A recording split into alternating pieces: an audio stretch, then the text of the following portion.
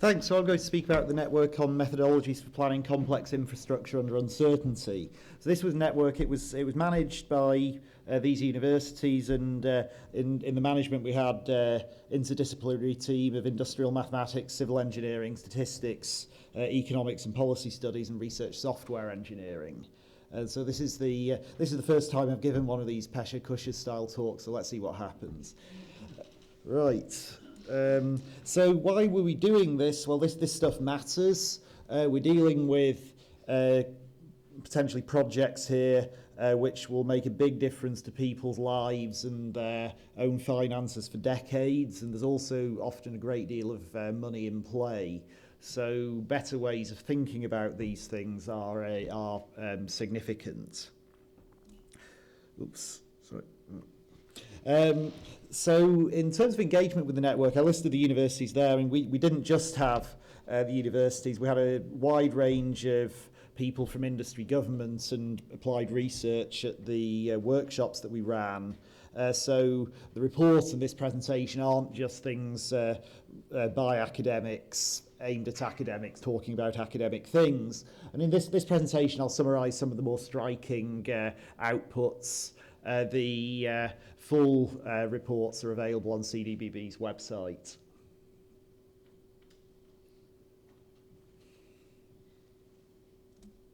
So one point that came out right at the beginning of the final workshop was that in some areas innovation and research work can start immediately. In others there is detailed scoping work on needs and on what the state of the art is that's required first, and there was consensus in the room that people weren't confident that info's in one place. In terms of looking at, second one was looking at nuances of failure and success of projects. So this project was one where there was one nuance, which was a civil engineering project. It went rather well, but its initial content was problematic. It's got rather more successful content.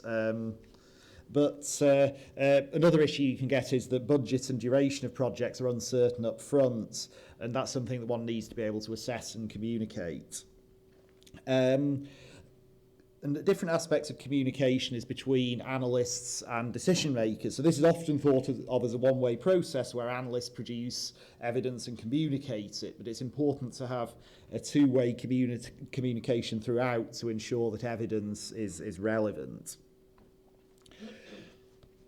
There was very striking degree of agreement in the second workshop we had that resource allocated to strategic planning is often small in the sense that it's not commensurate with the size of the capital budget. So by strategic planning, I mean the big early questions of what do we build, how big, and so on. And there's value in having better ways of assessing the value of doing analysis at that strategic planning stage. There's very considerable interest in uncertainty in relationship between models in the real world, i.e. what are models telling us. Wide interest across all aspects of how to quantify, manage and communicate uncertainty. Part of the context there is starting from current skills and practices, which starts to link back to the previous presentation. Data. There are some aspects of wider data availability which are directly research and innovation. Some are enablers for research and innovation and practice. But variously, one might find that data is secret for good reason, which is fine. They're secret not for a good reason. They're not secret but aren't published. Published in a hopelessly impractical form or don't exist at all. One kind of wrapper point is in terms of design of funding calls, it's important to get this right to encourage assembly of the kind of interdisciplinary teams that we need and not create barriers to interdisciplinary teams coming together. Part of the context of that is where people who have a lot to offer don't have a long track record in the particular applied area. And finally, just to summarise that, well, we've had this workshop and all we need to do now is something.